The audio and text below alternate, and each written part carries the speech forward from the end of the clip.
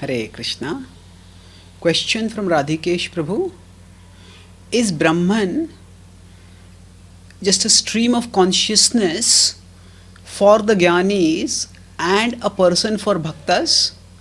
How are both conceptions simultaneously true? Answer. As Krishna says in the Bhagavad Gita, ye yatha mam prapadyante tam sathaiva bhajamyaham. In 4.11 he says that I reciprocate with people according to how they surrender to me. So when a jnani desires to merge into the oneness of the absolute truth, which the jnanis think is the absolute truth, then Krishna reciprocates with them accordingly. If they are Brahmavadis, if they are not offensive to Krishna's form, I mean they just know about the impersonal absolute and they want to enter into the impersonal absolute. So now in this case, essentially what happens is that Krishna reciprocates with their desire by obscuring perception of other things for them. So that means is the absolute truth just a stream of consciousness? Definitely not. The absolute truth is, as we know, having a three-level manifestation. There is the all-pervading effulgence, which can be likened to a stream of consciousness, but that stream of consciousness is coming from a source, and that source is Bhagavan, and that Bhagavan is a person, and that Bhagavan also manifests in localized manifestations as Paramatma. So now let's focus on the two, Brahman and Bhagavan. Those who desire to merge into the infinity of the one consciousness, then Krishna reciprocates by making them no longer aware of the personal dimension. So just like we say in this world also, Naham Prakasha Sarvasya Yogamaya Samavrata. Krishna, that is primarily applying to materialists who can't perceive spiritual reality. But this 7.25 in the Bhagavad Gita comes immediately after 7.24, which is talking about impersonalism. Avyaktam vyaktimapannam manyante mama buddhaya. So they think Krishna was impersonal before and has become personal now.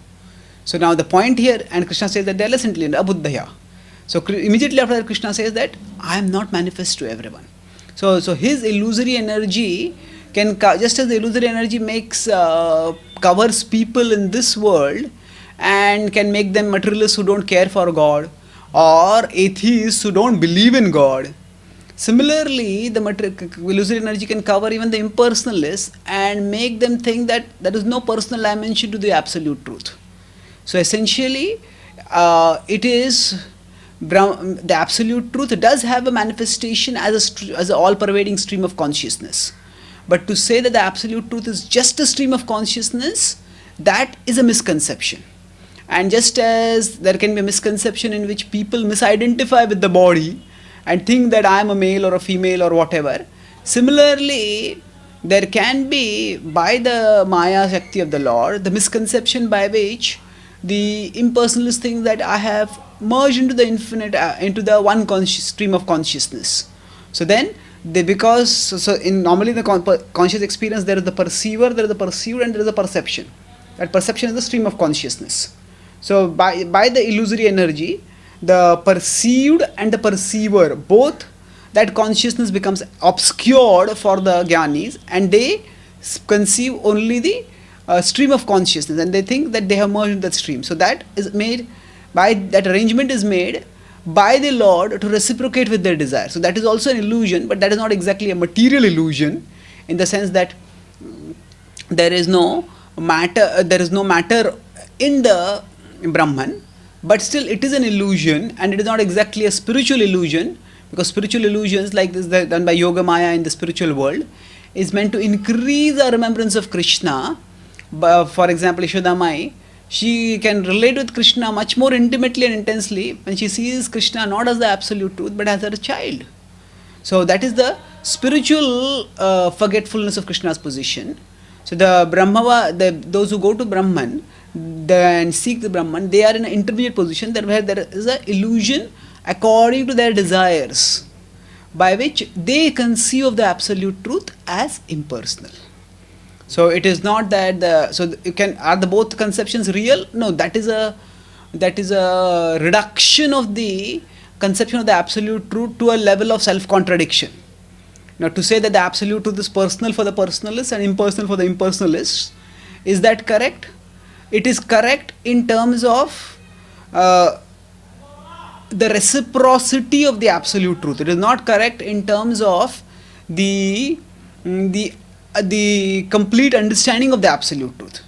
The absolute truth has a personal aspect, and when the impersonalists see the absolute truth as impersonal, that does not mean that the absolute truth no longer has a personal aspect. There is a personal aspect, and Brahmano hi pratishtaham, the personal aspect is the higher aspect. But the impersonalists don't perceive it.